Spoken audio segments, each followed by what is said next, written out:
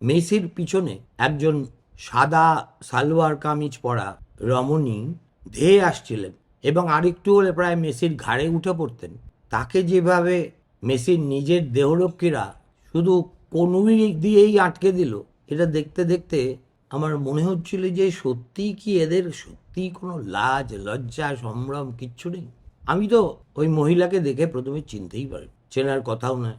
পরে শুনলাম ইনি হচ্ছেন আমাদের গ্রেট অরূপ বিশ্বাসের ভ্রাতৃবধূ, এবং এখন টিএমসি দলে এইটা প্রায় কোটার লেভেলে চলে গেছে। স্বামী থাকলে স্ত্রী হবে, স্ত্রী থাকলে স্বামীও হবে, আবার বান্ধবী থাকলে তারাও হবে।